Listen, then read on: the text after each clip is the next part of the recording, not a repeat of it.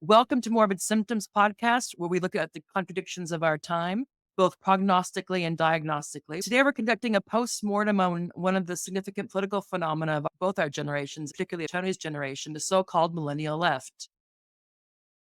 And our goal is to understand what it was, why it failed, and if the most important, perhaps, is what lessons can it hold for the future of a more truly class-based left.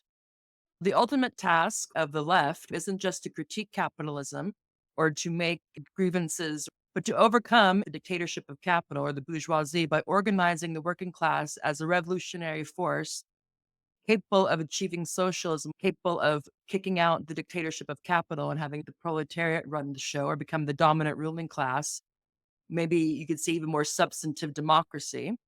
Yet the millennial left fell very short of this objective task. I wouldn't say it was the subjective task they set for themselves. And I'm very happy to be joined by two co-hosts, Tony. LA Tony, how are you doing? Doing great. And you are our resident, you were a millennial leftist or maybe recovering or I lapsed. I carry my red flag. It doesn't have a rose, it has a hammer and sickle, and I'm proud of Garrett and I, this might surprise people, are not millennials. We're Gen Xers. Hear us roar. Garrett was actually at the Occupy movement. it. He was at Zuccotti Park and whatnot, so on the ground. And in full disclosure, I was in Holland for most of the millennial left. But of course, there was also things going on in Holland, and I was paying particular attention to what was going on in the States as well. Tony is a former millennial leftist who says he has turned into DSA Rose for the hammer and sickle. And he also was involved in Occupy, but in LA, I believe, Southern California. I think also was a Bernie bro or was into Bernie Sanders campaign and was with the Socialist Organizer. And then he went through to the DSA and now he's a lapsed DSA, but he has become disillusioned with that part of the movement. Today, we'll unpack its birth, rise, failures, and legacy. Garrett, I'm very happy that you were able to make it here today as well to help us go through this. So, anything you want to say on to any of that before we dig into the first order of business? No, I think you set it up pretty well. Cool. That's why I get the big bucks. And by big bucks, I mean no bucks, but I am looking for Patreons, not for profit, just to keep afloat. So, anybody want to be a Patreon, get on the ground floor of Morbid Symptoms. So you can just be a silent participant, or you can help frame how we develop and grow, or just like, subscribe, share. First order of business is what was the millennial left? So let's start with the basics because not everybody will know this periodization. We need to compare and contrast it with what came before, which I guess would be, for lack of a better word, the neoliberal left or the lost decades. What was it trying to achieve? What made it unique compared to other moments or movements? Tony, do you want to start off with what you think? Yeah, I'll say this. I was born in 1992, so when I joined Socialist Organizer in late 2011, I was 19. And the comrades who were in the positions of leadership were all born from like 80 to 85. The millennial left for them was articulated through like big events, like the battle in Seattle. I would hear that a lot from them. Mm-hmm. The WTO thing in 99, I believe. So they would talk about that a lot. They would talk about that a lot and how exhilarating it was, but then also how disappointing it was. They would also talk about that period, I think in like 2006 with the immigration stuff. A lot of the comrades who were born in the 80s told me that like in that period they thought that some sort of socialist construction was about to kick off through the immigration movement and through the anti-war, the Iraq and Afghanistan war. So how they look at things and how they spoke about things, it was like funneled through those events. The WTO thing, the initial protests with the Iraq and Afghanistan war, and then in the mid 2000s, the issue with immigration. By the time I came of age, it was more so about the consequences of the Great Recession. So for me and the people who are my age who joined Socialist Organizer, the reason why we joined it was because we were all essentially formerly middle class people whose families lost everything and became poor. And that's how we achieved class consciousness at that time not only did we become impoverished, a lot of us had to apply for welfare for the first time in our lives. I Mm, know that happened to me, and I was very embarrassed, to be quite honest, because of how I grew up and all that kind of stuff. mm, But through all that stuff and in seeing firsthand how the world really is through the consequences of the Great Recession, that kind of funneled that sort of class consciousness and our need to seek things out. But that, for my generation, that was the key thing as the younger millennial. But for the older millennials, it was more so about those events. And then also that they found each other in the universities and they found Marxism within the universities. mm, So one of the comrades, she and I was like, her and I were like really close. She was born in 80. And she told me that she found Marxism when she initially went to university in like the early 2000s, mm, and that she found this Maoist group, but then she met the guy who was the leader of Socialist Organizer, and he was like, "No, you should come over here with us," and that kind of stuff. But the early millennials, that's how they were shaped. They found Marxism in the universities. mm, Now, this comrade of mine, she was telling me about her sister who was in the university system and who she was a white American. They're white American, and her sister had a biracial son. And her sister was actually working on critical race theory back in 2011, 2012. I was like, wait, what is that? And so she starts telling me about what it is. But the difference was that how she, and me remembering the conversation, it wasn't yet centered over Marxism, Leninism. She would always go back to Marxist, her line of thought, they were Trotskyists, but she'd always go back to that. It wasn't centered yet, but it was something that was there. And she was telling me about her sister was working on it because she had a biracial son. And then mhm. also for her generation, the millennials that were born in like the 80s, a lot of them engaged with what now would be called maybe like anarchism, in the sense of there's like dumpster diving. There's like what was back then called culture jamming. I don't know if you guys are familiar with that.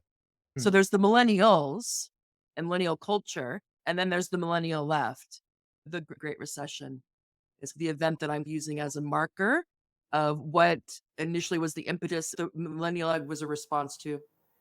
And I want to get Garrett's feedback on that before we move on with what you were talking about, how you started to notice the kind of the identity politics and the class politics, but still when at that time the class was still center, at least in the organization, the people that you were involved with. Thank you. I was looking for the word.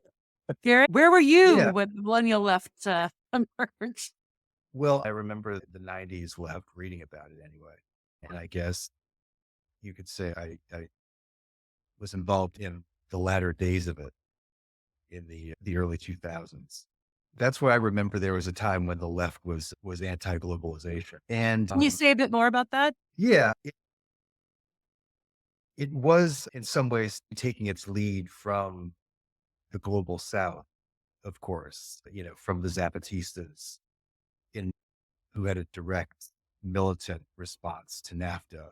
Although, of course, the mainstream labor unions had also opposed NAFTA and many Marxists back in the early part of the 90s. And there was a right-wing component too, with Pat Buchanan and the paleo conservatives. And Pat Buchanan was actually invited to speak at the WTO Seattle protests, a very controversial invite by the AFL-CIO. But that was pushed back on very aggressively by the far left. Mm, Uh, and you started to have the development, I think, around that time of this sort of proto-Antifa element or school of thought, really, that all right populists were fascists and we had quarantined ourselves from their mm, influence rather than mm. attempt to raise their awareness, which is sort of foreshadowing. The Cootie approach to mobilization and Yeah, yeah. Which is weird because there was these were mostly I think anarchists or anarchist oriented types. Mm. But it was weird because there were also at the same time anarchists would talk about political contagion, like Oh, us, okay. us spreading our cooties, basically, Yeah. like political contagion, social contagion. But it's like you're at the same time constantly worried about catching the contagion of the right wingers if you associate with them in any way. And I guess that was exacerbated post 9/11, where the majority of the people turned to the right because they were on a war footing, a xenophobic state of mind, on the Hmm. defensive, constantly worried about being attacked by Arabs or Muslims or whatever. All this hysteria, which was whipped up both by, both by mainstream liberals as well as conservatives, but Hmm. was associated with conservatives, obviously. The Bush-Cheney movement, I guess you could call it. And so the anti-war movement, the left that evolved out of that, was, I guess, tend to go in a more polarized anti-American direction too. And then after that comes the financial crisis. Hmm. When we mark off the periodization of the left, of course, the boundaries are fluid. It's not like everything that was going on before we started talking about the millennial left stopped happening. But I'm, as a shorthand, starting it at the financial crisis, the impetus for Occupy Wall Street, which is then what fueled, I think, the Bernie Sanders campaign and the DSA membership spike and the squad and all the stuff that rode that wave. But I want to say, because when you were talking about when the left was still critical of globalization, I was in university. And we actually had members of the local unions letting us know what their position was on NAFTA.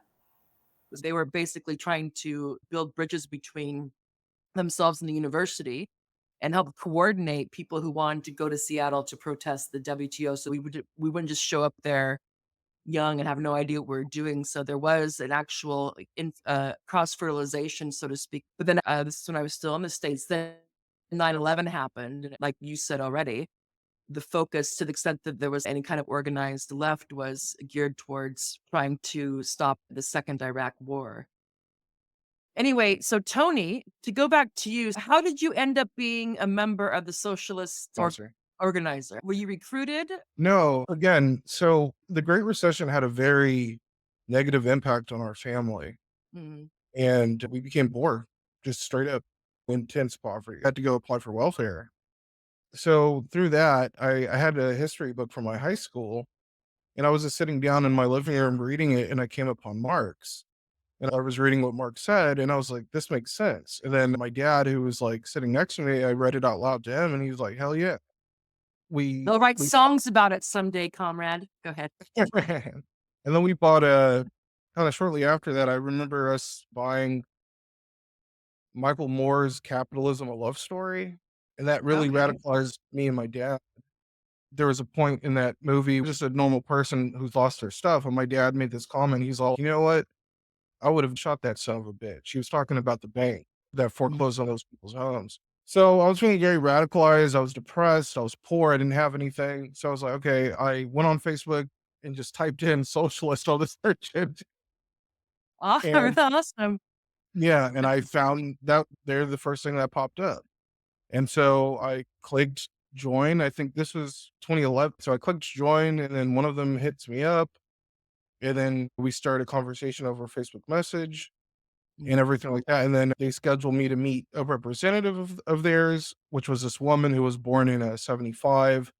She was organizing car washes here in South LA. mhm, And so I meet mm. with her at a coffee shop, and we're talking. So I was like, yeah, I want to join and everything like that. And she's okay. And then that kind of started the process. It was a Trotskyist organization. I wasn't aware of anything at that time. I didn't know who Stalin was. I didn't know who Trotsky was. Yeah, yeah. I wasn't aware of the distinction until I met up with the woman who I referenced earlier, who was born in 80. And as she was driving me to Santa Monica College to participate within the California Student Union movement at that time, she was explaining that stuff to me. And then she was like, yeah, we follow Trotsky's line. Other people follow Stalin's line, and some people follow Mao's line. So I was just listening. But that's when I figured out that, oh, that they followed this person named Trotsky. Mhm. All right. What kind of program did they have? Can you define what you mean by that? Well, I mean, so you go there, do they have, like, weekly meetings, or do they have Oh, just, yeah, yeah. or Okay, monthly so meetings, or do they have study it was groups, or do they how do okay. they decide what kind of activism they're going to Okay, well, yeah. yeah, So what we you guys on about, I guess I would say.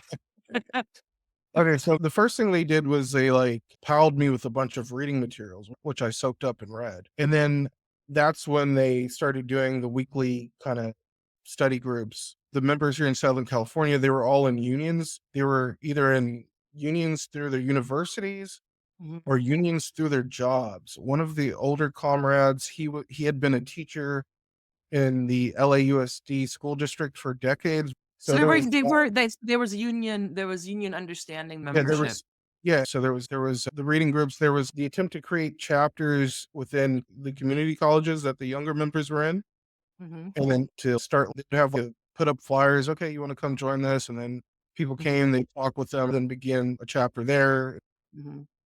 How large was the organization? It seemed now in retrospect, it seemed pretty large in the sense Mhm. that we had members throughout the entire United States. When they first invited me to the big gathering in San Francisco, Mhm. there was people from the East Coast, there was people from down south, the Midwest, and they all ranged in ages. There was a guy from France. You had the people that were part of the 60s generation, and they were really cool. And they were really smart too. And then you had the people that were born in the 70s and 80s, and then us young kids that were born in the early to mid 90s Mhm. and stuff like Mhm. that. He was really cool. So you had all these people from different walks of life, is what I'm getting at. You had like the person who I became extremely close with, who was like my big brother within Marxism, who really like Mhm. Marxism. His name was Jose, and he was from Mexico City, and he was studying in San Jose, California, at the university Mhm. there. Okay. I want to be cognizant that Garrett only has an hour to spend with us. So, Garrett, could say a bit about your political lineage. I know that you self-identify as a social populist. So maybe he could start telling us what that means, and then if you could take us through your political biographies. Well, I guess social populism simply means that I'm a humanist and a Democrat, and I'll follow whatever means to serve that interest. You don't mean Democratic Party, do you? No, I should Yes. say a small, Yes, sir. small d Democrat. And those are things that Marxism are historically tied to, but it's in the West, in the US, wandered very far afield. In the era of Occupy and prior to it, I was an anarchist for the most part. It's really only the past, well, 5 years or so that I really threw myself into Marxism just by trial and error, I think. And so what precipitated your break from anarchism? Because I know that the anarchists and the Marxists have A beat, difficult a relationship, blood let's say. feud. Yeah. Yeah. I remember my first thing, and this is to give some of my background, because I came to this starting in the university. I come from a very labor-based family. So whether it be my mom worked at Safeway when the cashiers had a union, I have police officers in my family, I have stevedores or longshoremen in my family, I have truck drivers in my family. So a lot of unions, a lot of union background. But I didn't come across anything to do with Marxism just by chance.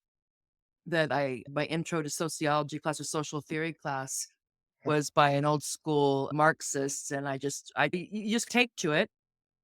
And then I also took a class, intro to feminist studies by a materialist feminist. And so when I came home for the holidays, my family's, what the frick? But anyway, let me circle back here. I came to be aware of this division between anarchists and Marxists because I was way into David Harvey for my PhD research.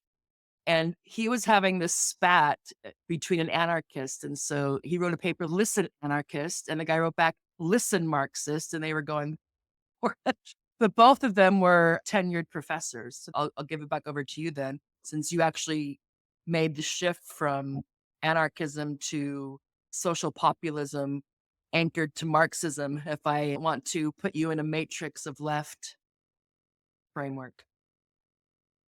I mean, there's a lot of people who don't recognize the division. And there are certain periods like in my youth where I was one of them. I definitely uh, came from a kind of generic leftist position initially and observing, say, the Battle of Seattle, you saw there was a broad coalition there among the protesters that it ranged from narco-primitivists, the Eugene anarchists, and the admirers of Ted Kaczynski. On the Uh, Unabomber. yeah, yeah. Which You're such a rebel. I sympathize with that tendency at various times. Only imaginary though, FBI, CIA. Right, right. Although I knew some people who did legal defense for some people who like burned lumber yards down. Well, let's back up a bit because I don't Yeah. want to presume that people listening know these things. So if you could just say, like, your understanding, if you had to give a potted, like, 2 sentence or elevator spiel about anarchism is this, or at least your contemporary anarchism, and Marxism is this. Well, Marxism is the belief that I think it's for the most part that civilization is good. And we'll find liberation in a higher stage of civilization beyond capitalism.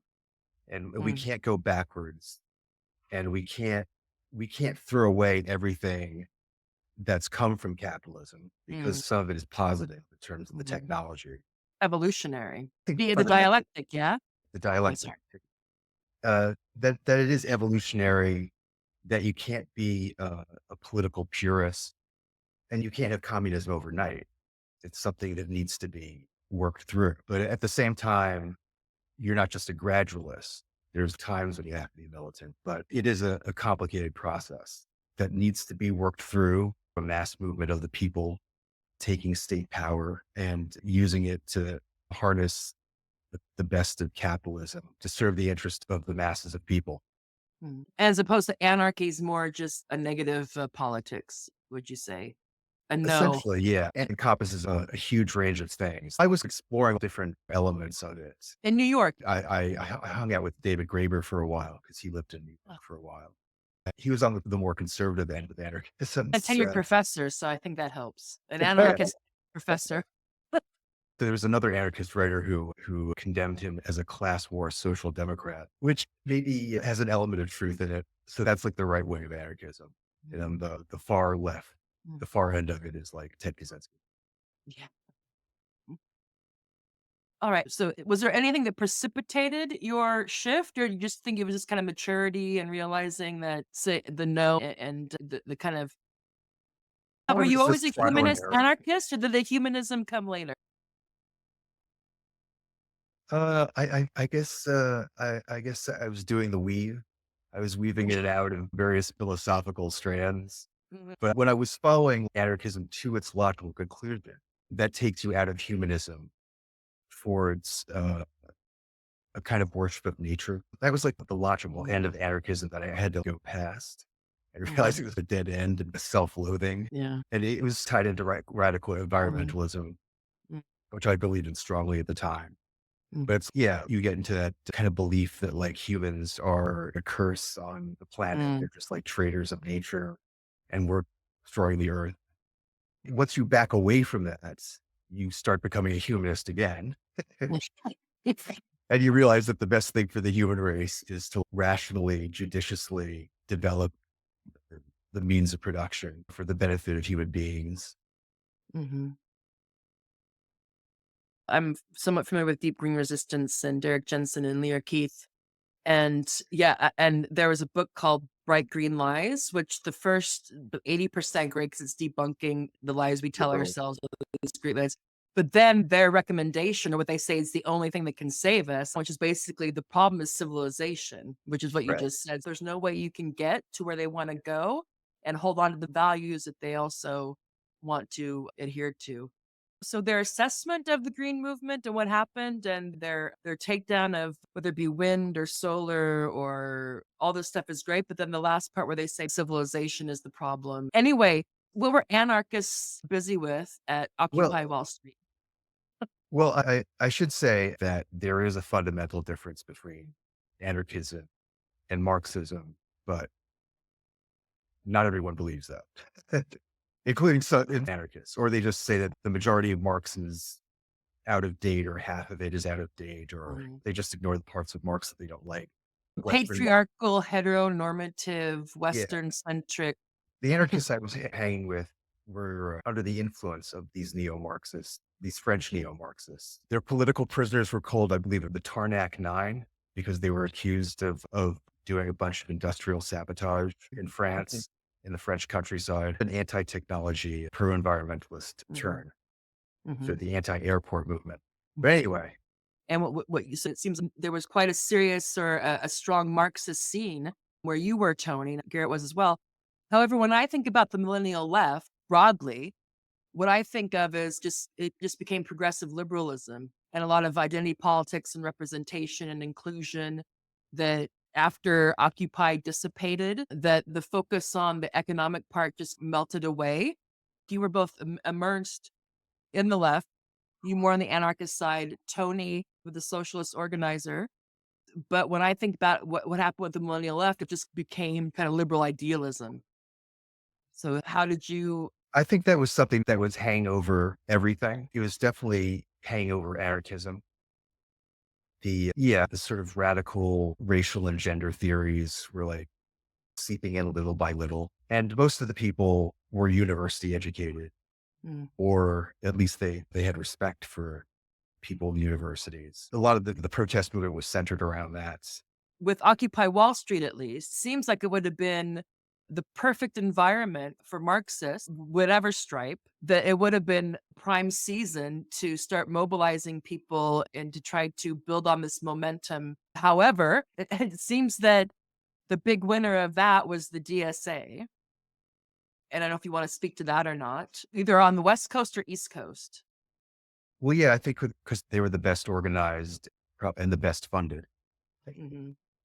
Tony, when did you make the shift from Socialist Organizer to Democratic Socialist? Was What? it Oh, around well, Bernie or was it something else? this is my favorite part because this is to meet the crux of the issue, right? So I started to meet anarchists. I started to meet Marxist Leninists, quote unquote Stalinists. Yeah. But from what I gauged, it was really about the conditions. I think the struggle within Occupy, from what I was hearing from the older comrades and the people who are going to occupy Oakland, occupy like San Jose, occupy LA, and all this kind of stuff. Like in the Bay Area, there was like a lot of tension because you had like black radicals, you had Marxist Leninists, you had the Trotskyists, you had anarchists. And it was hard to get all of those voices to agree on what to do next. You know what I mean? But here in Southern California, from what I understood, it was a lot of it was more concerned again about the conditions. You know what I mean? Like what to do about the conditions that were happening on the ground. And so here within the local Southern California Occupy chapters, people were organizing to make sure people weren't kicked out of their apartments. Occupy Long Beach made sure that people did not get kicked out of their apartments because they couldn't pay rent. The cops were literally in front of these apartment buildings about to kick these people out, and they did not kick them out because Occupy people did not allow them to. You know, so in that period, That and it happened also, for a while in New York too. yeah, yeah. And also, this kind of culture was inferred by like indie music culture too. And it was like that kind of DIY stuff, that kind of like kind of alternative culture, a lot of nostalgia for like the 80s underground music and like the like Nirvana made popular, you know what I mean? There was a lot of that inferred that. So it was cool, it was DIY, but it was like it was focused on Tony, can I stop you for just a second? Because you talked about how people were organized to keep people from being evicted from their homes. Mhm. And you would think that to do something like confront the police and to have the police back down, what happened after that? I mean, that must have been a rush. Did that bind people together? It- Was that opportunity squandered okay, so that's a great or point. Yeah, so that militancy was again, it was like this kind of independent culture, counterculture that was gestating with radical left politics, with the conditions of the Great Recession that created a serious focus on actions. How that sort of lost steam, it started to lose steam around 2014. The issue was like basically about how to construct a revolutionary labor party. So in 2013 and 2014, in our organization, there was like a lot of focus on, okay, like the reading groups and stuff was cool, but how do we start a labor party in the United States? How do we start a revolutionary labor party in the United States? But it lost steam because, again, and this is something that I've noticed as a socialist, is like when socialism cannot become a concrete reality, people lose faith. And so, like with Occupy Long Beach, there was all these different actions, but because it couldn't become more mature and more developed, people just lost contact with each other, stopped communicating. And so, on top of that, you have my generation who started to go to college, and people were coming from working class backgrounds, regardless if they're black, white, Mexican, whatever, right? Mhm. All these kids are from working class backgrounds, but they started to go to college, they started to go to university, and they were tired of being poor. Everybody was dirt poor, by the way, with all this shit. So they were tired of being dirt poor. They also wanted to experience life, if that makes sense. So that's when you started to see the all the cultural liberal stuff, like the Michel Foucault, like one of the comrades, she had like a bunch of Foucault books, and I was like, "Who's that?" She was in university, so that's when all that stuff started to gestate. Things became really centered on culture. It started to become centered around playing. I don't know, playing like music, fashion, and then sex. It's just sex, but through, "Oh, I'm gay now," or, "Oh, I'm bisexual now," or, "Oh, I'm transgender now." Like one comrade, he dyed his hair like pink and he started posting about more LGBT politics. And I Um, qualify that period from like 2008 to 2014, which was in like indie culture, more serious, understanding about wanting to build socialism. And then from 2015 to 2020, it was more so like about, I'm gonna get mine. I'm gonna focus mhm, on clothes. I'm gonna focus on music. I'm mhm, gonna focus on my own lifestyle, basically. You know what I mhm, mean? So what happened was, so I left Socialist Organizer in 2015 when I was 23 because of those reasons. They had invited like a new young woman into our local SoCal group. She only wanted to talk about her roller derby girl, stuff like that.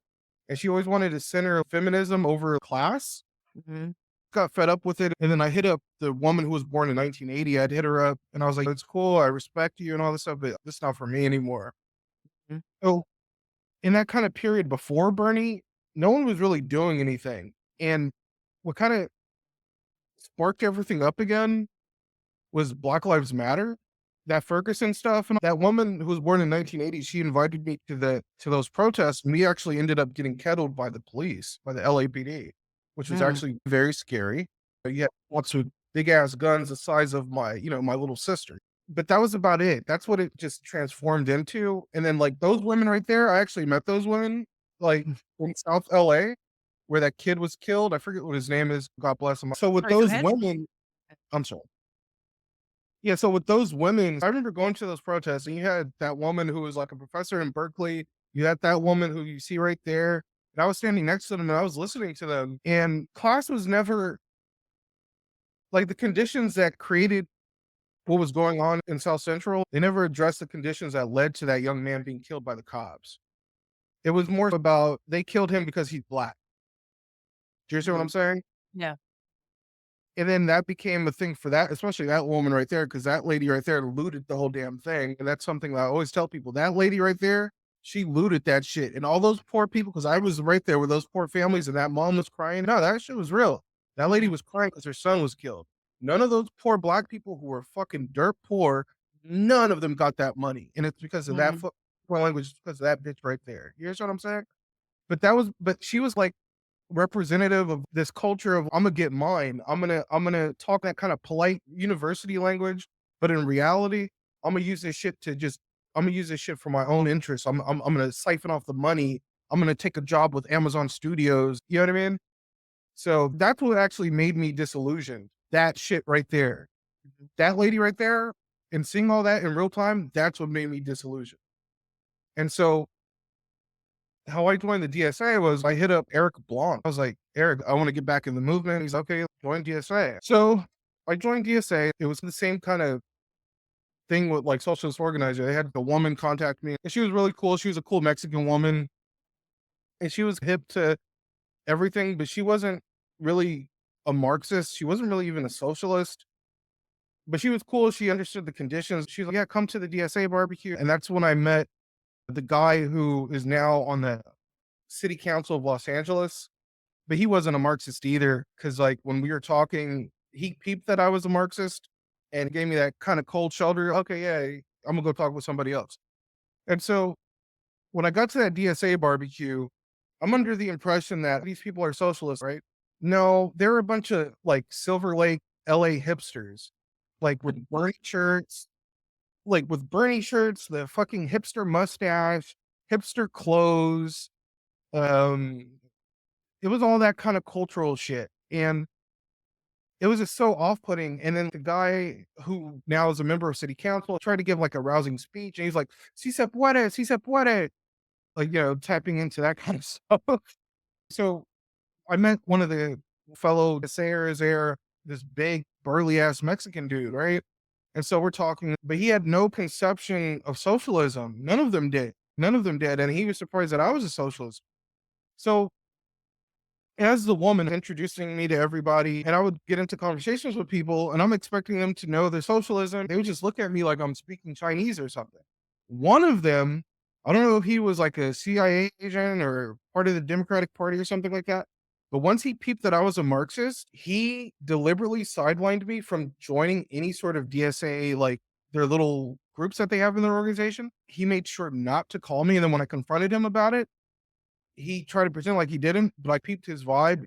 And then that's when he revealed that he just believes in using the Democratic Party. He doesn't believe in Marx. He told me he's not a Marxist, but it was that kind of stuff. Were you a Marxist-Leninist at that time? I believe in revolutionary socialism. You know what I mean? It's not like you can just forget that stuff. And then also, once you're poor, dude, it changes me being middle class in Long Beach, that was different, but becoming poor and all the shit that happened, that shit changed my whole life, dude. That changed my Right. whole thought. So anyway, going back to the DSA stuff. So there was this woman, she had this on her arm, abolish prisons. And she was a socialist, but she was a Marxist Leninist socialist. But she was very depressed about just the state of things. So, but other than her, they were just social democrats. And then also, they had no structure at all. Like DSA-LA, they had no structure at all. The only like chapters of DSA that worked were in the posh areas of LA that were just like ran by white hipsters. That was it. And that's still true to this day. I tried to give it a chance.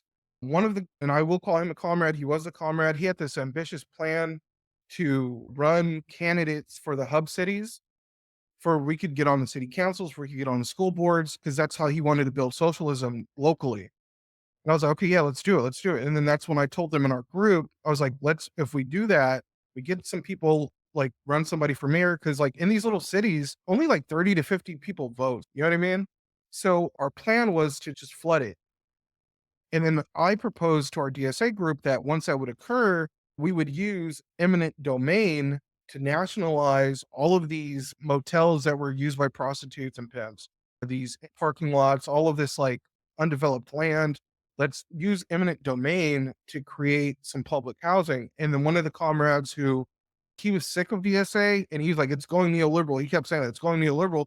But then when I said that, his like face blew up, and he had worked in the public sector. He's okay, that's a great idea. And then he explained how we could do it with the housing laws and all that kind of stuff. He was really hip to it. But then after that meeting, I never heard from any of them again. They would only send me text messages, but it was more, oh, come to a barbecue or come to this. The last time I heard from the DSA people, they called me, hey, you want to come to this bar that we all hang out at? And that was it. They just wanted to go to a bar and go to a club. That was it. No organizing, nothing. It was just, that's what it was. And then going back to that big burly ass Mexican dude, right? So when we followed each other on Instagram, his pronouns were female pronouns. And I asked him about that. I was like, oh, you identify as a woman? And he was like, no, it's just something I do just to show. I was like, oh, okay. He and the other guy, they just went straight into LGBT stuff. That was it. To this day, both those guys, they just organize around health issues. And that's it. That's just what they do. So go ahead, Garret. Do you want to respond to that? Yeah, that's a really interesting account of the time. And I relate to it. Going back to my own experience with this kind of thing, looking back, obviously Black Lives Matter was huge. And there was a kind of, I think, bait and switch where people thought they were getting involved with something that was Marxist that really wasn't. I think the reason I asked you if they were explicitly anti-Marxist or why would that be a deal breaker is because there is a long history of co-opting Marxists, even the Black Panthers in their latter stages. After the Black Panthers had been like broken by COINTELPRO, they went to the local Democratic Party in Oakland for shelter. And as I said, DSA is nominally Marxist. They even say nice things about Lenin and Jacobin magazine. So, but yeah, they do like to bait and switch. And the cultural stuff is really weird. I think anarchists might be more responsible for that because even before Occupy, there was a big third wave feminist turn that was very militant and it was very obnoxious and it was very proto Me Too. And even though I'm critical of anarchism, there were some very dedicated people on the ground in New York, the pre-Occupy era, circa 2006 and so on, who are doing interesting like community organizing against gentrification. They're trying to do anti-eviction stuff. And they were trying to like do squatting. And where that didn't work, they would fundraise to rent storefronts and have community centers in low-income neighborhoods. And it was often like the most productive organizers who would be taken down in like Me Too stuff by their ex-girlfriends or whatever sexual drama was going on.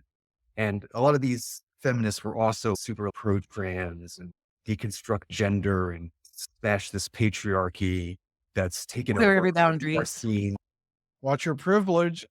Yeah, I remember outing that in protest. I remember that. Yeah, it was very interesting in that way. I consider myself still a feminist because if I'm going to take socialism seriously, I still believe in the liberation of women, right? But so my interaction with those kind of women happened in that early 2010s when I started to want to date women.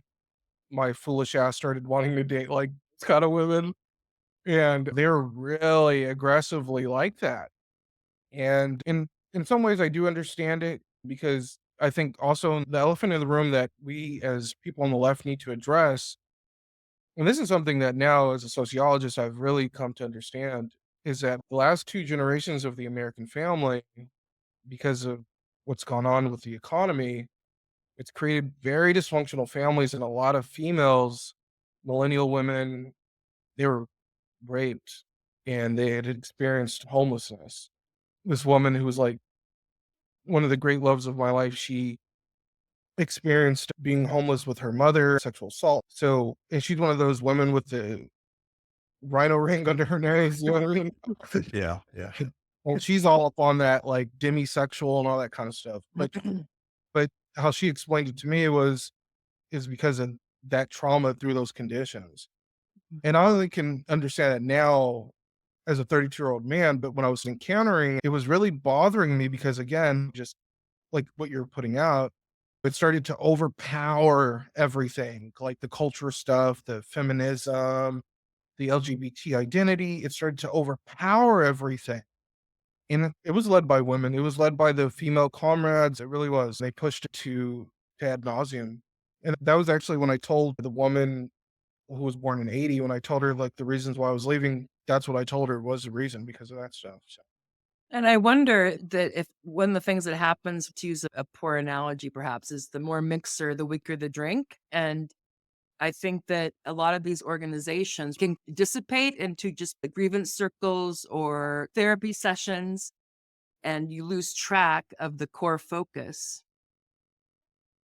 And by the time you get through all of this stuff, people are exhausted or there's too many divisions or intersections to really keep the eye on the ball, so to speak. But in terms of the DSA, I wanted to ask you, is it fair to say that it's basically like a social club, PMC dominated, with the horizon is to have some sort of aspiration to the left side of the Democratic Party or something like that? And they have, I guess, the Jacobin to have some sort of theoretical or intellectual cover. Yeah, because okay, so take the city council people that DSA ran successfully here within the city of Los Angeles. Those people are just basically, how would I explain it? Like they're just nice urban professionals. Mhm, They're not anything more than that. They mhm, just want to go to a nice bar and they don't want cops to kill people. mhm. Liberal Yeah, progressives. Yeah. there's nothing more to that. Their culture is very on some we're gonna polite our way through everything. Okay, so Eric Blanc, he's like a big DSA person, right? Mhm. But here's the thing, right? Are you guys familiar with that woman? I don't know if she still has her Twitter page and podcast, Blue Moon Red Wine. Have you guys heard about Yeah. her? When I told her that I had knew Eric, she's oh fuck that guy. And I was like, why? And she's, oh, because I tried to organize my apartment, and he deliberately made sure that we didn't organize the apartment. And she called him a petit bourgeois fraud. Mm. And he now advocates for what he calls revolutionary social democracy. Does he flesh that out at all? Basically, what he's saying is he wants to keep, and these are his words, I'm paraphrasing. He wants to keep the liberal parliamentarian system of the United States intact. He believes that we can polite our way with candidates like the kind of people that are on this LA City Council or with AOC. We could put those people into Congress and that we could transform the United States into a robust social democracy through parliamentary politics. Garret has to sign off a bit. So, anything you want to say about the life and death of the Millennial Left before you enjoy the rest of your Saturday? I want to clarify. I don't think Marxism is against people having nice stuff, right? No, I And know like that. owning a house, right? Yeah. And I think that it doesn't believe in militancy for the sake of militancy. I agree with your critique of these people, obviously, in terms of their politics overall. But what am I trying to say here? Yeah, it's interesting because you're just reminding me that you need to walk a fine line. I mean, the problem with these people is that they are miseducated at the very least. They don't understand how social change, how revolution happens. Maybe it's because they don't want to know. I'm sure there's an element of cowardice in it. But it's also, as I said, coming from anarchism, like I had the opposite problem in the sense that you fetishize this militancy, right? And that kind of overtook the movement in the Black Lives Matter era.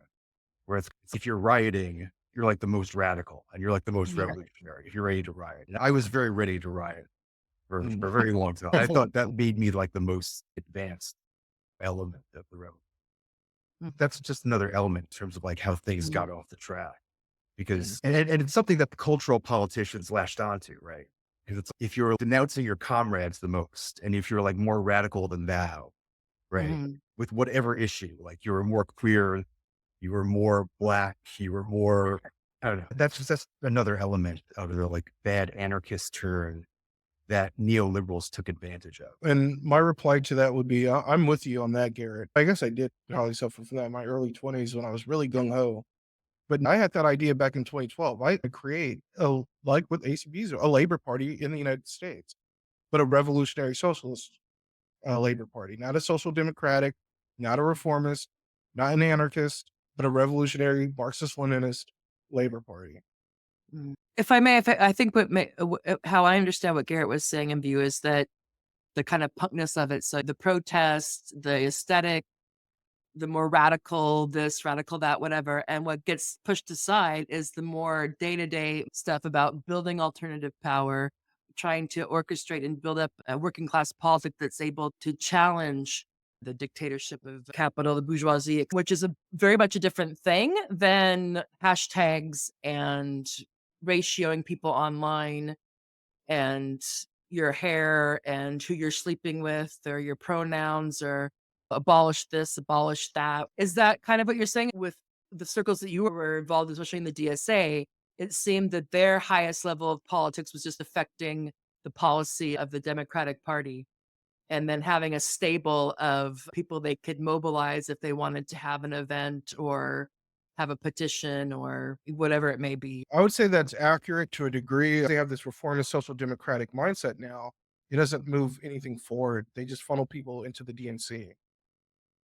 Even Eric participated at the DNC convention.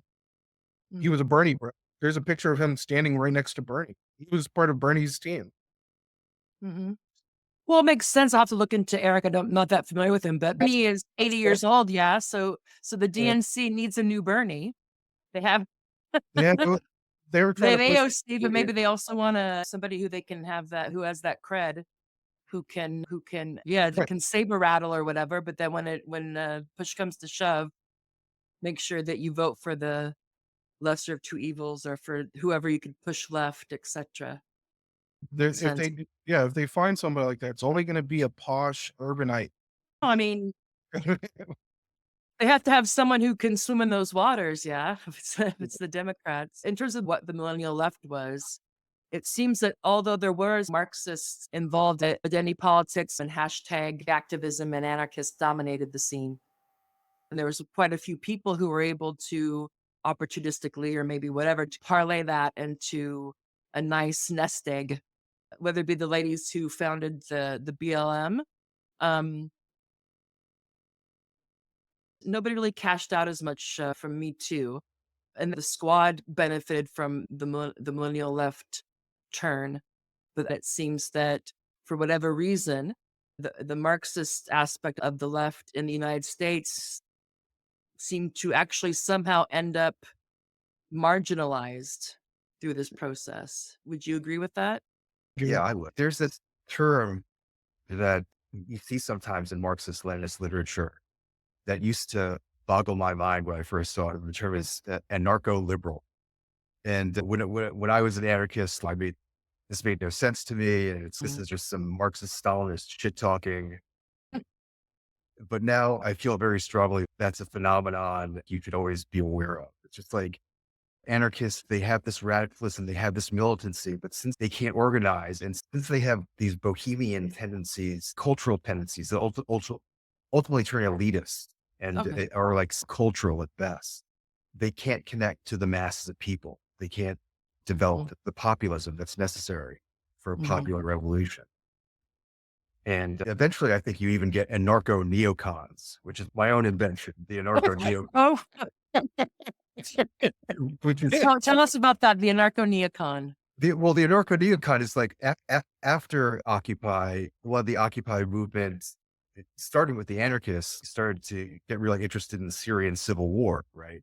And we Mhm. haven't even talked about the Arab Spring and like the impact of all that on this. But like one of the Mhm. outgrowths of the Arab Spring was the Syrian civil war, and then the support of the Syrian rebels, and then the faction of the Syrian rebels that were anarchist or semi-anarchist, and minority, the Kurdish. And then that gets anarchist and radical complicity Mhm. in supporting this literal CIA operation to undermine Syria and like eventually leads to ISIS, and it's just a complete disaster. But a lot of that Arab Spring stuff was basically anarcho-liberal and was pretty counterproductive. Tony, do you wanna say anything else before we move on? No, I just think that in terms of what happened, that somehow it seems that even though I guess the impetus of the millennial left was 2008 and the crisis, and then going on through on that, that somehow at the end of it, if we put the end of it, we'll just arbitrarily put the end of like 2000 COVID maybe. But now we're into the post, whatever the contemporary left is. But it seems that even though it seemed like the objective conditions were right for maybe a more serious Marxist revival politically in the States, that the Marxist left was at a very marginal, weak position Mm. at the end of this phase. And I just wanted to get your reaction to that. For one of the reasons that what you guys have just mentioned is that for lack of a better word, freaks to the front or whatever. A lot of what happened here was quite alienating for the quote unquote typical working class person. I think the alienating quality to it was self-inflicting as well. I think they not only was it alienating to working class people that they never really reached out to be quite honest. It was alienating within. It was alienating within. And all it did was create unnecessary division because Mhm. again, it became this thing of, well, you know what?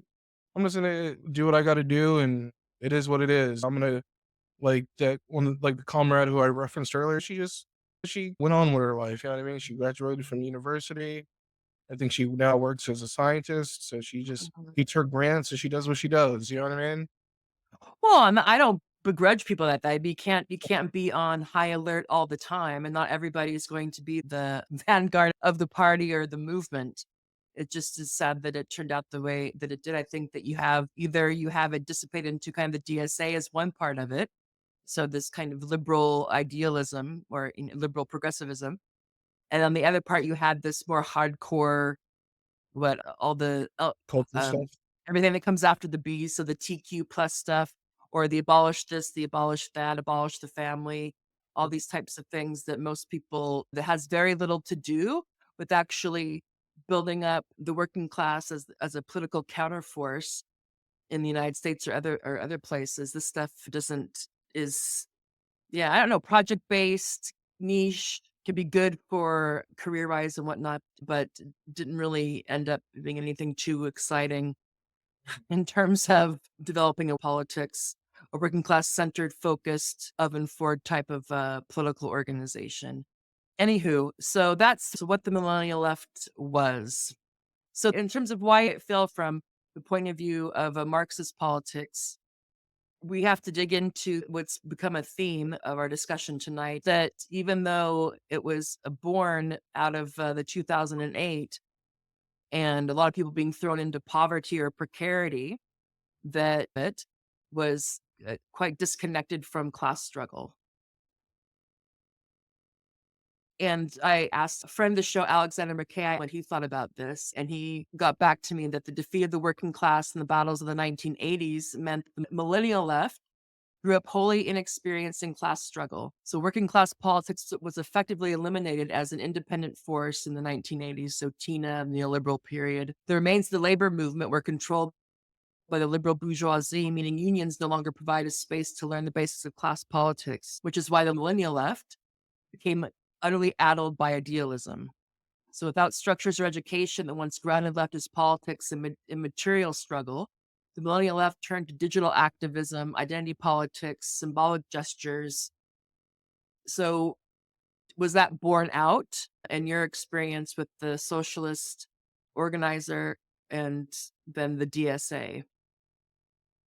I would agree with his assessment that, and even the older comrades who were part of the 60s generation, they would echo what he said. They would tell me, and when I would have private conversations with them, that's what happened. And it's not that idealism is a bad thing, but if it's totally disconnected from what we would call what the forces and relations of production, an understanding of the political economy and movements that are underpinning the situation that we're in. So if you actually want to get from A to Z, whether it be with housing or Medicare or whatever, or looking at these things in connection, that just raising awareness and just calling out the problem and organizing a protest has its space, but it has its limits.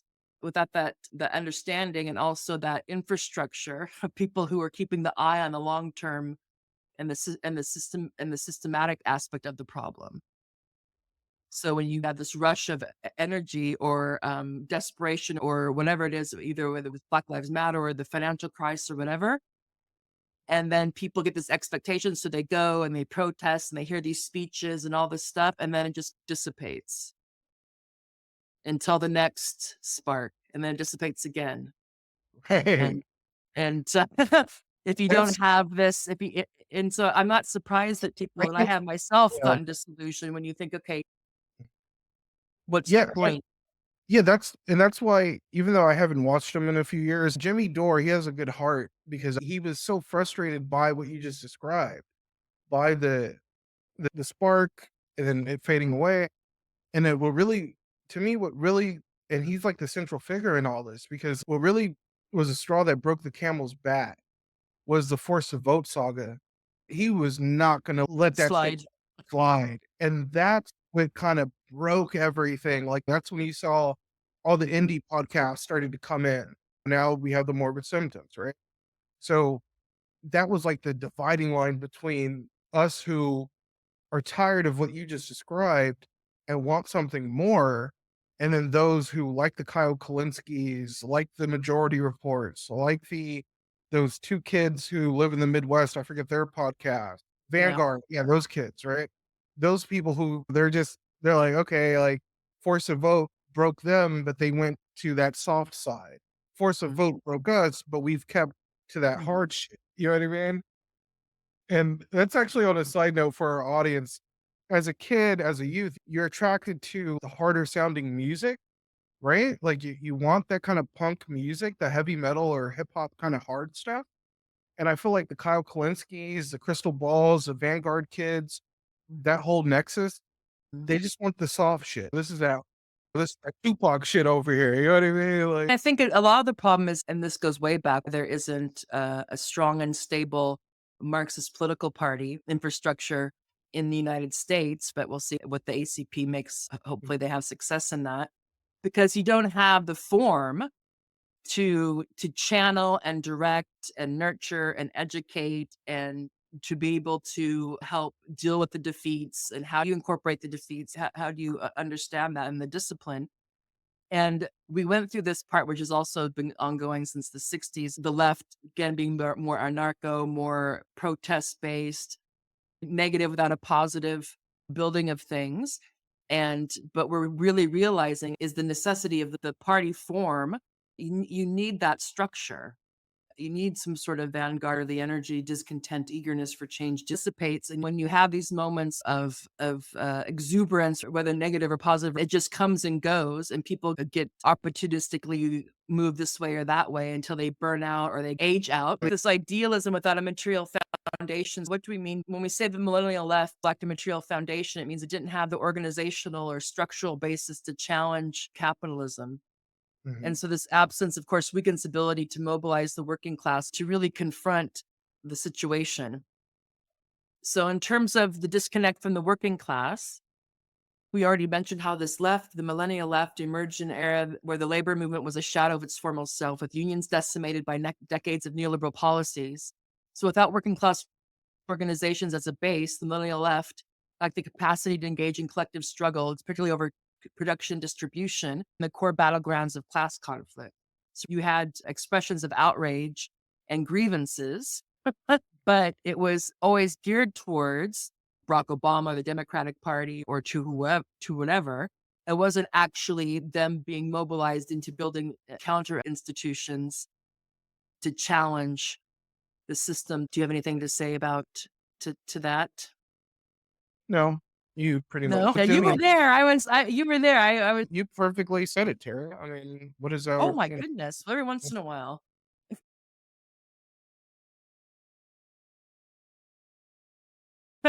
And then I think also the double-edged sword when we look back at the millennial left is the reliance on digital activism or online activity.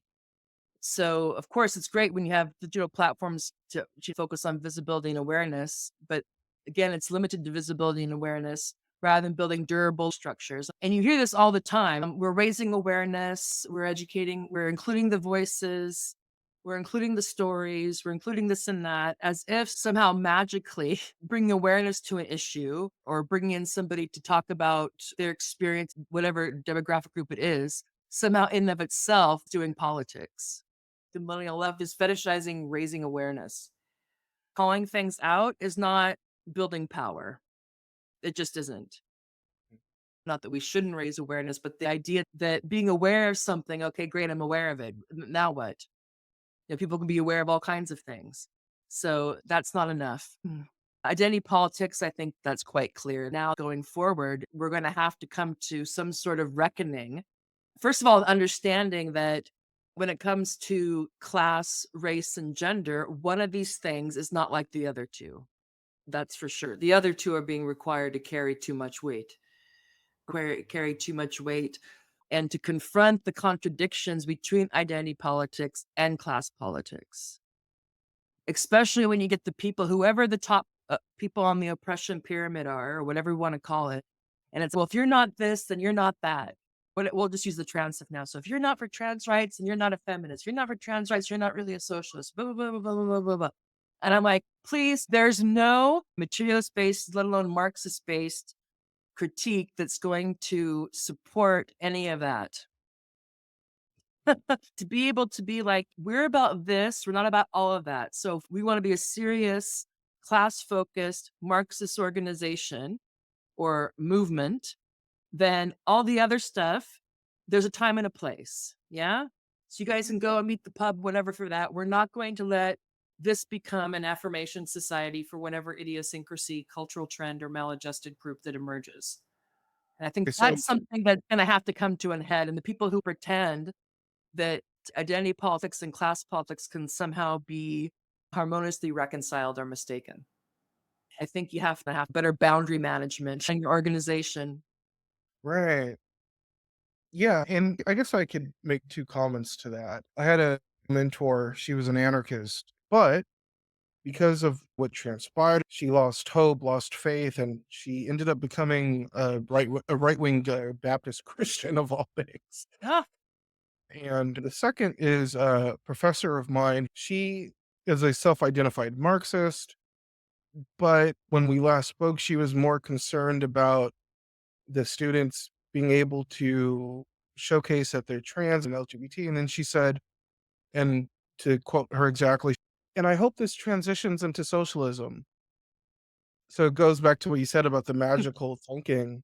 And that right there is when I was like, this has ran its course with me and well, I her. think that's where the morbid aspect of it is that when there seems to be this impasse on the political economy side, that people double down on the identity stuff and on the marginalization stuff. So nothing can be marginalized.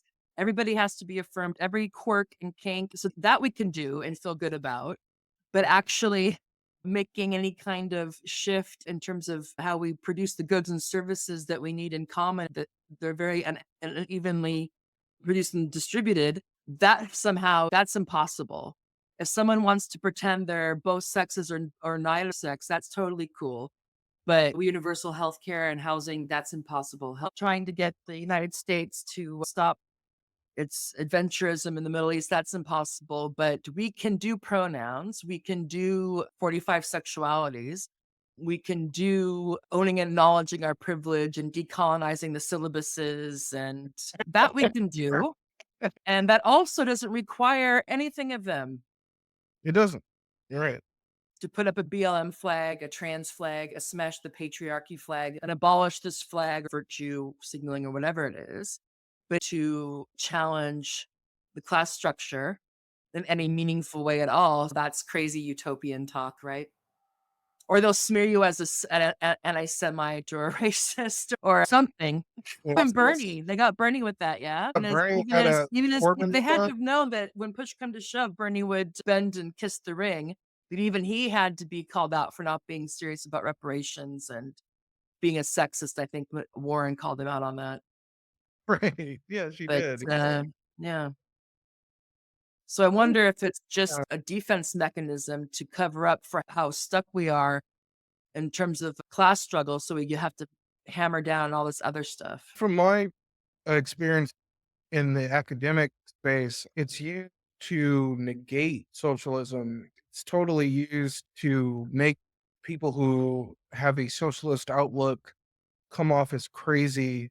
This actually happened to me. I'm in the space with a bunch of people in this very highbrow academic setting, and they all started talking about how they were hoping that they didn't want their sons, if they had a son or the sons that they already had, to play with quote unquote male toys, and that they wanted their sons to play with, these are their words, wanted their sons to play with girl toys. Mm. So in a space like that, you start talking about socialism and housing and the issues that are going on. They looked at me like I was crazy, and I was definitely marginalized, to use their word. Well, And they yeah, knew you're the guy who's, I want to settle down, have kids, have a good job, and they're looking at you like you're yeah. a crazy person. No, and they let you know, like, we know they let you know that you're not welcome. Once they understand what you're on, they ostracize you. I've seen it. I've experienced it. They're Mhm. very smug. Yeah. And looking back over the millennial left to focus on the digital or virtual aspects some more, is that it seemed like they were really good at at mobilizing for a particular event Mhm. or series of events, but organizing is something quite different. And I think that's quite pronounced that that mobilization, especially online, you can generate this kind of feeling, yeah, that, oh, you're on the same page, but that's quite a different beast than, or quite easier to accomplish than organizing over the long haul to push through change that is going to require more than a protest or a workshop or a statement or a poll or whatever. And again, without a party and branches, some sort of federation or whatever, I don't know how else you can actually have any kind of effective political organizing. But you can see that we're just out organized, really out organized. Yeah, we are. We are. And that to me is like the tragedy of people like Eric and some of the other comrades. This is like what Garrett asked me, and also what you've asked me is, could I ever fully leave socialism? No, because again, when those people gave me all that stuff to read, I read it. And irregardless of what people may think about what occurred in the 20th century, Marx was a goddamn genius. He was a genius. He completely diagnosed what this type of civilization is. And once you undertake the readings of Marx, Lenin, Stalin, Rosa Luxemburg, you can't actually forget that shit. Like that shit's in you. So for people like Eric and the others to now be social democrats, that's the tragedy. Like, how could Mm. you put in the work to study all that stuff to just disregard it for no reason? Really? Again, the energy just evaporated. Yeah, well, there's a long history of that, whether you want to call it opportunism or revisionism, and I can see convincing yourself that even with all the problems of the DSA or the Democratic Party or whatever, or the Labour Party in the UK, that better to get inside and do what you can to shift things this way or that way, or at least get on the agenda or whatever it is, even though that never seems to ever really work. Especially if you look at the current status of any kind of organized, actually socialist or communist political movements, especially in the West, it's been terrible. Yeah. Anyway, so again, with the idealism over a material strategy. So the aims of the millennial left ended up revolving around were symbolic victories, representation, or positive recognition of marginal identities rather than restructuring any of the material relations. Even though, of course, you have the issue with the 99% versus the 1%, which is really not how class breaks down. Mhm. However, fair enough, the wealth of the 1%, the uber rich, the serious capitalists in the terms of just collecting capital of all forms. But there was very little understanding or emphasis on how the economy is structured. Of course, when you're in poverty, there's a hierarchy of needs, of course. So keeping people in their homes, especially with all the evictions and the foreclosures and all that after the subprime housing crisis and whatnot. It's just unfortunate that there wasn't a party or a capable of framing Channel. it in those larger issues. Yeah. Mhm. And it's too bad that when I was listening to your story, if you have the people who are willing to stand up and keep people from being evicted, those are the kind of people you want to have in True. Those are the your people you party, yeah? want. I guess the silver lining, whatever people may think of them, but from what I've seen, the ACP seems to be channeling that energy, cleaning up stuff. The next step for them would be to do those kind of actions, you know what I mean? But they seem, from what I've seen, they seem like they're centered in their communities, not centered at the colleges, not centered at the universities, but centered in their communities. And I wish them the Yeah, me too. best. You see this with the Green Party. They probably have some people who say they're socialists, but the Green Party sometimes I think is just Democrats with windmills or something. And they're totally on the gender train. It's that you have this mix of the protest, of the groundswell when there's some sort of catalyzing event, whether it be Black Lives Matter or with Occupy Wall Street or something like that. And so you have those kinds of moments, and then there's the dissipation, and the people are able to co-opt that more opportunistically. And then you have the Green Party that runs someone for president every 4 years. You don't have this ongoing commitment, which almost sounds there's a theological aspect to it, I suppose, that even though I'm involved in something that started way before I came and probably won't come to fruition until after I'm gone, but to have that kind of dedication, you need a fit for purpose party structure. And it can't be leaderless and it can't be totally horizontalism. It can't be the rhizomatic, whatever. And if I was in the States right now, I would want to join a ACP chapter. And they're also young. There's a lot of people who are in their mid to late 20s, and they Mhm. seem to have discipline and they seem to not be too perturbed when Mhm. they're called names. such as the father of the horde, or homophobic or transphobic or this phobic or that phobic, or they're Yeah. raging misogynist because Jackson Hinkle made a stupid period joke, and that's it. You can't make any off-color comments. You're out. Right, right. I would love to see if we could get Has on here. I think he'd actually come on to the show. Well, we're still in our infancy phase, yeah. I know, but because I've seen you interact with some of them, they dig your vibe. But with ACP, yeah, they definitely have that discipline, and I like that because a neighbor of mine who I was hanging out today early in the morning, he works construction and he's 20 years old, and his family's essentially poor, and he's becoming extremely class conscious. But something like ACP, they can reach him. I know they can. If I put him onto ACP, I could see him becoming a member. But if I put him to DSA, those people will not reach that kid because he's a common person. Yeah, I think that maybe what will tip the scales into this direction. When I was with my friend earlier today, he was marveling at the level of how difficult it is to live now, the Mm. price of living, the cost of living. And I think the conditions will facilitate that, especially here in Southern California and in the United States as a whole. The conditions are harsh, Tara. Like they're harsh. Like Mm. most people don't even have $40 on them. You know what I mean? Like most people don't even have $20 on them because it's like all these proletarians are working, gay, colored, all white, whatever. I mean, gas is almost like $7. Like the average rent here is $2,600. You know what I mean? Hopefully, it's the conditions tip the scales, but we'll see. Yeah, but right now it's the right populism, All right, all right. at least the rhetoric. I mean, that how they govern when they get in power is a totally other story. With Trump, for example, it's just Right. trim packaging. But not that I had too much hope for that at all. Yeah, I mean, the right populism shit to me is just aesthetics. If we start saying prop up some sort of Hitler, some sort of Mussolini type shit, that's when we'll know that the right populism stuff has taken hold. You know what I mean? But for right now, it's just aesthetics. Because Trump, he's just a neoliberal. Peter Thiel is a neoliberal. Elon Musk is a neoliberal. All these people are neoliberals. They're not even American conservatism.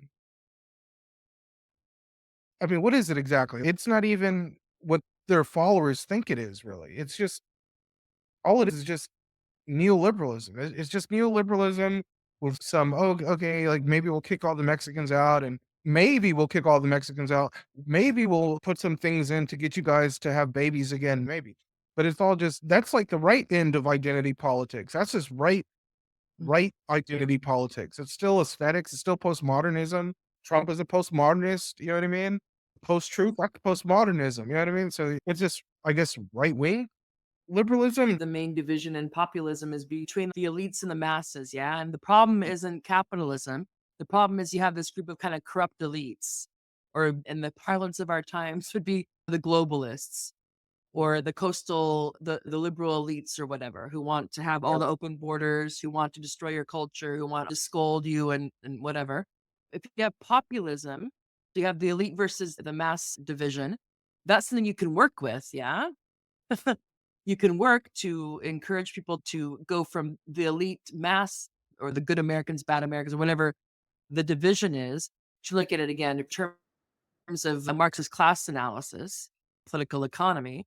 And also, how I understand the right populist form is that there's this nostalgia, this nationalism, easy scapegoats. So it's, if we get immigration under control, we get the bad elites out, so the quote unquote globalists, then somehow, and what we know, you can put band-aids over bullet holes, contradictions, and the crises can be moved around, be dampened down, be papered over a variety of other ways since, what, 2008, I guess, since the financial crisis, when the neoliberal project fell into crisis, and it's never gotten out of it. It's just they've been able to, whether it be with the overseas adventurism, so the imperialism, or the quantitative easing, or the austerity, or the divide and conquer type of stuff, um, with the population, but still the underlying contradictions are still there, and Trump is going to do what Trump does. So all the things that gravitated people to MAGA and to Trump are still going to be there, but they're going to be more pissed. And the question's going to be, I think, to be very simple about it, is that going to go in an even more dark direction? So that old statement, either socialism or barbarism, are we going to Yeah. have to really go through a more fascistic dark period before a more meaningful class-based serious left takes root and starts to be able to both mobilize and organize people? I don't know. Or Yeah, worst case scenario, they get their World War III, and then you have this hyper nationalism. That'll be what starts this capitalist train again, is a huge round of creative destruction. Yeah, you get to make money at the destruction and make money with the reconstruction. true. You're right. They want to push China on Taiwan. They keep on pushing Putin's buttons, fighting Iran. What's your read on that? Do you think that they'd be able to manufacture consent to get people willing to sign up to the military like there was after 9/11 to go fight these wars if they run out of proxy groups and populations that are willing to be the front of the imperial spear? Yeah, that's a great question because the wars in the Middle East left our country exhausted. People were tired of them.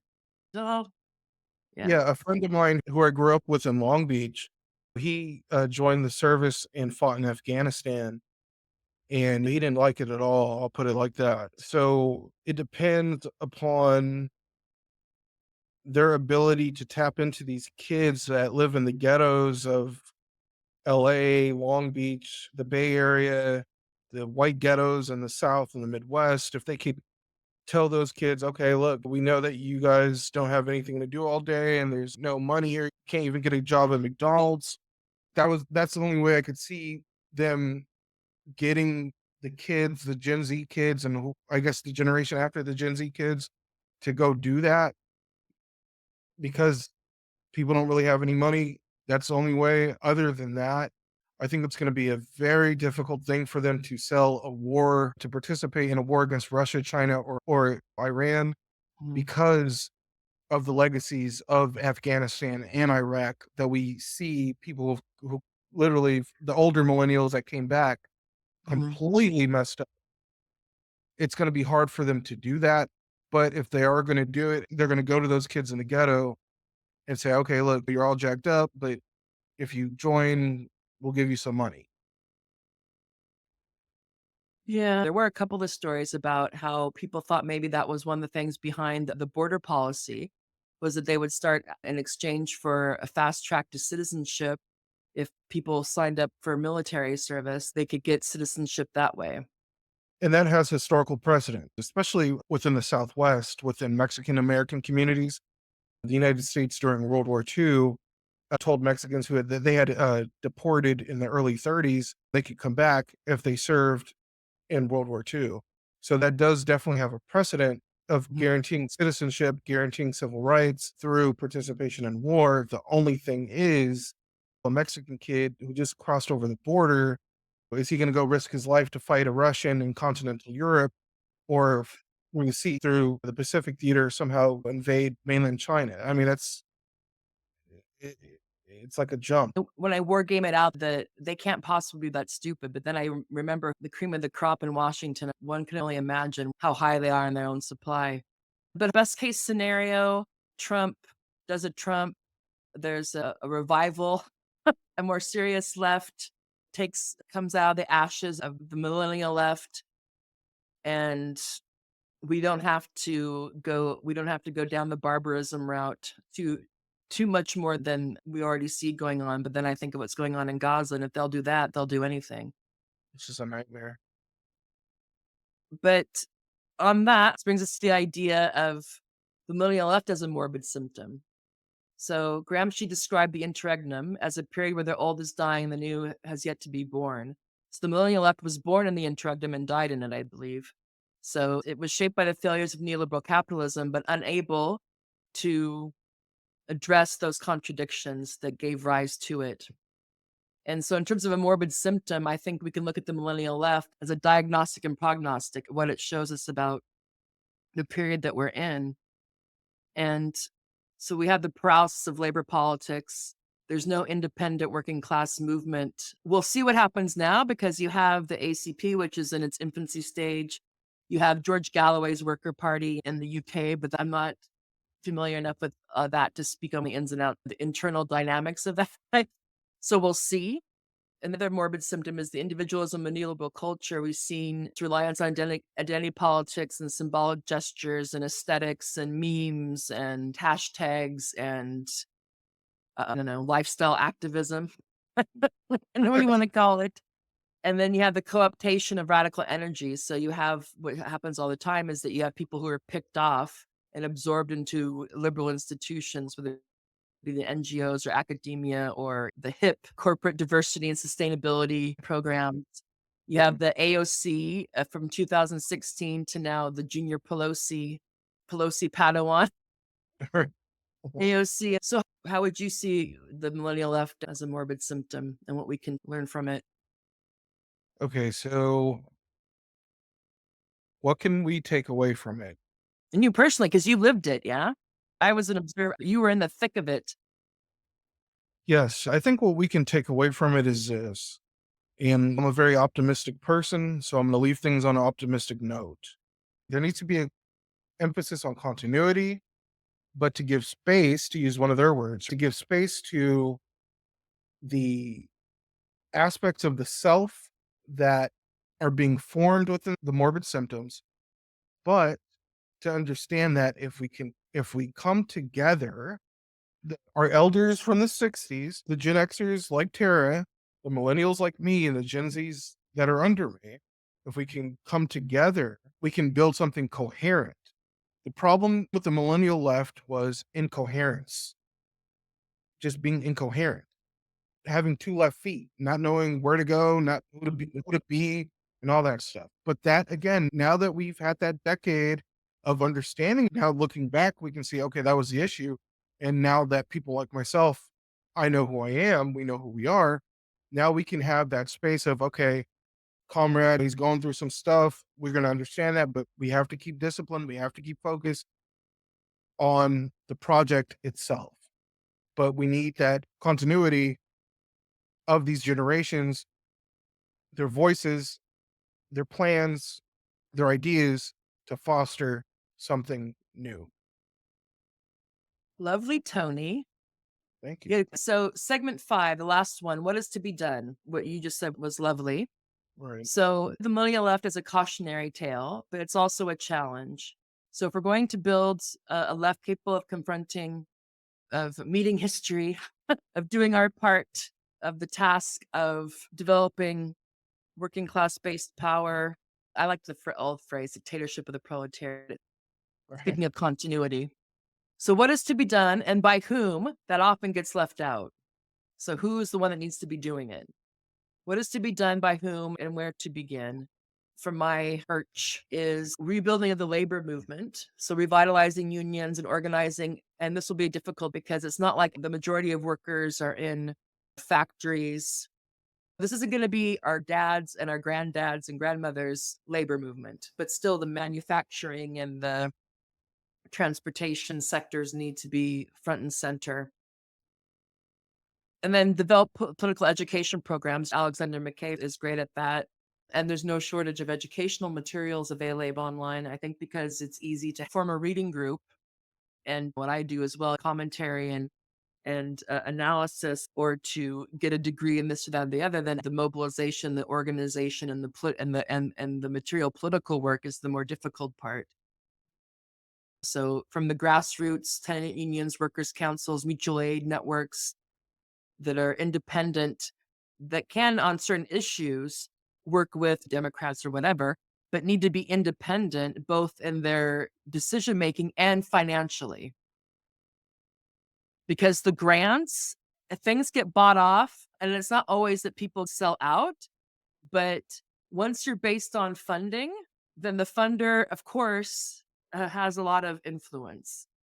It's the decision making. So to protect the political consciousness and the political education, they need to be financially independent. There's no way around that, I think, unless we get really lucky and find a couple of billionaires or really rich people who decide to be class Well, traders, yeah, no strings attached funding of a political organization.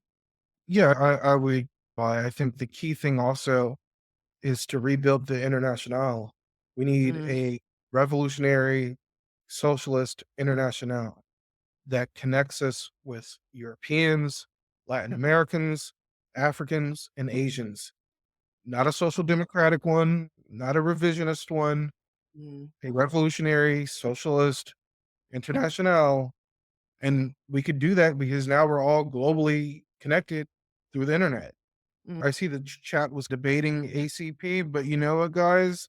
I think we have to also understand the ACP guys. When I was like real messed up in life, I was saying crazy stuff. The millennial dudes who are part of ACP, they're going mm, through struggle as well. So whatever kind of qualms people may have of them, I personally don't now, but they're getting the ball rolling. So we need something like that. We need a mm, revolutionary party within the United States, within Canada, within Mexico, within the EU, and we need to gather them all up into an international. mm. That's what I would say. Yeah, I don't know any of the people in the ACP personally, but people need to get over themselves. Everybody's shit stinks. Everybody says stupid shit. We're human. It's about when you really misstep or when there's a failure, how you handle it. Yeah. And some of these guys are young. And what I like is that they're doing something other than thinking about things and writing about things and talking about things. Fantastic. And it's all good. But to actually go towards setting up these chapters and not shying away from being unapologetically Marxist Leninist. And yeah, I've had some interactions online. I won't say his name, but just because there could be some people there who personally I find to be an asshole. So what? Mhm. Yeah, you're right. I'm not going to sit here and have a purity checklist. Well, he said this, so fuck him. And she said that, so she's out. It's, well, I just don't care. But maybe it's because I'm older, Yeah, you and I know? think same thing with me now that I'm in my Mhm. 30s. You need to be able to fail and mess up and not have it be like, oh, done. Next. Yeah, you're right. You're Oh, absolutely right. unless they're a pedophile or a cannibal or cheating old ladies out of their social security. I just don't give a fuck. Yeah, Cool. because when you look at those chapters that they're forming and the places that they're forming, they can get some of those disaffected youth that are probably going to think about wanting to trap, wanting to sell drugs, or wanting to join a gang, or they can pick off some of that disaffected youth. You know what I mean? Because when you look at the quote unquote father of the horde, the kids in my neighborhood, they can listen to that guy and kind of relate to him. You know what I mean? Well, maybe Like, the horde needs a father. so yeah, we're all common people here. You know what I mean? And unless I start seeing them start trending towards what Mussolini became. But if you know your history, you know, Mussolini disavowed socialism because of World War One, and he embraced reactionary nationalism. I, Anybody who's saying they're Mussolini, I just can't take seriously, sorry. yeah, I don't. I don't know, I'm not in their mind, and to Right. speculate that somebody said this or that, so they're 2 steps away from Mussolini, I think it's hilarious. First of all, they don't have any capacity even if they wanted to do that, so I find that funny. I can say, "Oh, I wanna be Mussolini." Well, I can't, even if I wanted. Yeah, there's no parallels to those people in Hitler and Mussolini. That's how I know a lot of people don't know anything about history and don't know anything about modernism, the modern age within Europe. Mm. Those people they don't have anything in common with the ideological foundations of European fascism at all. They just don't. I don't see those people talking about the weird esoteric mystical shit that the Nazis were on. You know what I mean? They're not trying to create a volt. All we can do is go by what they do. And I haven't seen anything that that makes me concerned. It's all part of a con to launch a Fourth Reich out of Midwestern Marx. Could be wrong. Who knows? Yeah, because I think yeah, that's so stupid. Yeah, it is stupid because it's like, why keep up a charade when you could just honestly grift like that UFC fighter dude and all these neo-Nazis, like that lady on Twitter, Doctor something. You could just be open about it now. Like now people are open, like, yeah, I believe in Hitler. Like National Socialism got a bad rap. I'm just an outside observer, so all I know is what I see and hear. I don't see anything that makes me think, "Oh, yeah, this is like a proto-fascist thing." yeah, Right. I just want to say this. Our audience has to realize something. I want our audience to go Google the left parties on the continent within Europe. They're all dead. All dead. All of them Mm. dead.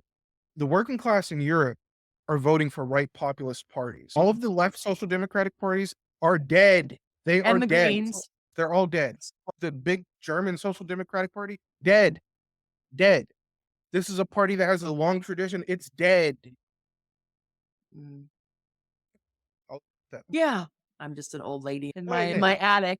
Okay, I wanna be revolutionary, though. Man, I'm looking around, I'm hunting around for a party I can be a part of here. So again, the Millennial Left was a movement with bold ambitions but deep contradictions, and it shows us, if we're willing to look to learn from that period, the dangers of idealism and the necessity of class struggle and the perils of co-optation. But it left us with valuable lessons.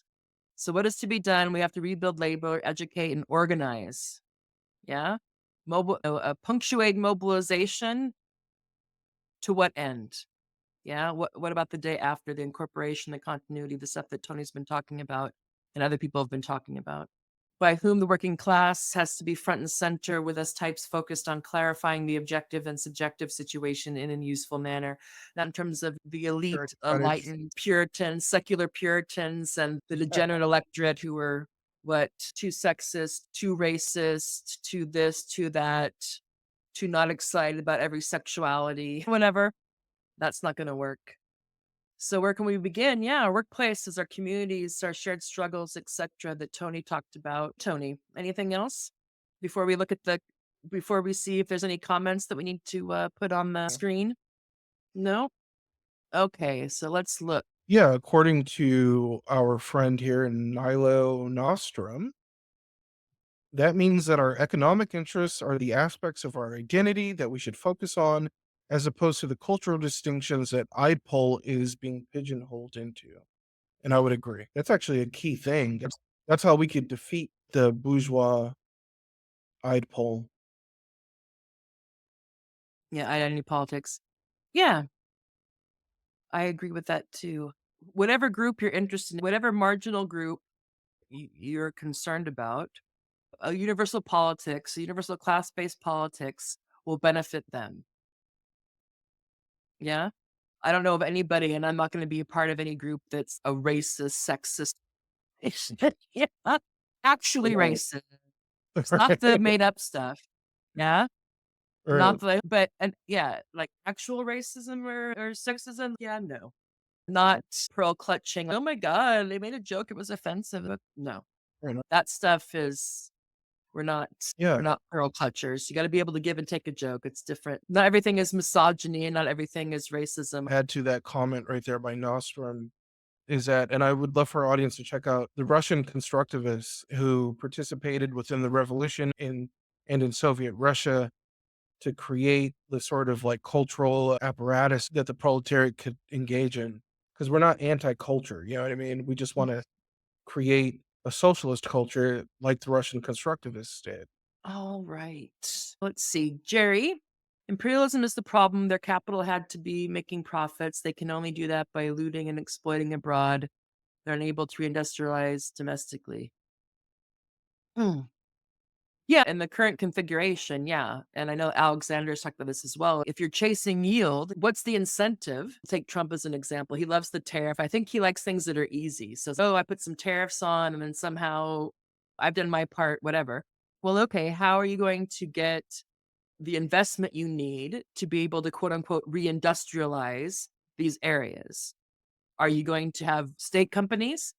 Is that how you're gonna do it? How are you gonna encourage or incentivize finance capital to come back and reindustrialize the Rust Belt? You can't do that with tariffs. So how are you gonna get the money bags and the hedge funders and the BlackRocks or whatever to do that in a way that's actually doesn't require you to have a race to the bottom and push the American worker to accept lower wages, which is another way of saying that finance capital is dominant and they've had a pretty good run of bebopping wherever the yield's best and wherever they get you playing countries off each other, not just countries, but cities. Do you remember when Amazon was going to build I don't know what they were going to build, something, and they were having municipal governments compete in terms of the best deal in terms of taxes and siting. I mean, Elon Musk has done the same thing. So And in the UK, Keir Starmer was proud that he had a meeting with BlackRock. I thought, oh, this is maybe like a cunning of history. So I wonder how long before they have special economic zones in like Manchester, because eventually whatever gets tried out overseas comes back home. So I wonder if they're going to have SEZs. And I wonder if all of a sudden the US, in addition to the tariffs, are going to have like import substitution, reindustrialization. that would be a great research project to do. Well, That'd be yeah. great. No, Yeah. but I think to Jerry's point, we'll have to wait and see for the US situation, Trump's base, if he tightens up on the border and slaps some tariffs around and keeps on upsetting the people they like seeing upset, if Mhm. that'll be enough. Because I'm not the best political economist in the world, but a few tariffs and tightening up the border does not equal the large scale reindustrialization of the Rust Belt. So let's see. Keith Hayes. Ah, hi, Keith. What has happened is that Marxism rejects all exploitation and people with agenda have used this truth for their own purposes. That's true. And I don't know if I'm getting more conservative in my old age, but there's some things that don't need to be affirmed. There's a reason some things aren't affirmed. And this libertine leftism has hopefully jumped the shark. There's only so far you can go. I mean, once you get to the point where you can have guys walking around with their stuff swinging left to right in pride parades, I don't know how much more open we need to be. Most of the LGBT people I know stay away from pride parades at all costs. Yeah, it's become very commercialized, very just a chance to see who can out transgress. People sponsoring culture wars surely don't want winners. They want it to go on and on. That's true. The churn. And apparently there's no shortage of things to be upset about or special cast to liberate from social norms. Right. For every person like that, there's that opposite reaction to it. Cyber libertarians are now in control. Yeah. Yeah, that is interesting. He's right. I wish my friend who has a degree in religion was here because they're like basically cast, and I guess they are in control. Right. I miss when words had some sort of somewhat of a stable meaning. But libertarians, and I was thinking, what's her name? Whitney Webb? Yeah, I Whitney love Webb. that. Yeah, she's fantastic. But she was talking about how all these guys who are now saying they're libertarians, and she's, well, if you think about libertarians, you should be concerned about civil liberties. You look at Peter Thiel and Planeteer and the government contracts and the murkiness. How is he a libertarian? I mean, he's no Judge Politano, okay? Dave Smith. Who's the other one? Tom Horton. There's a I couple would- of libertarians who I try to check in on from time to time. But Peter, if you're in the thick of helping the deep state collect as much information as possible for who knows what purposes, then you're not a libertarian. You're a cosplay libertarian. He's a trans libertarian.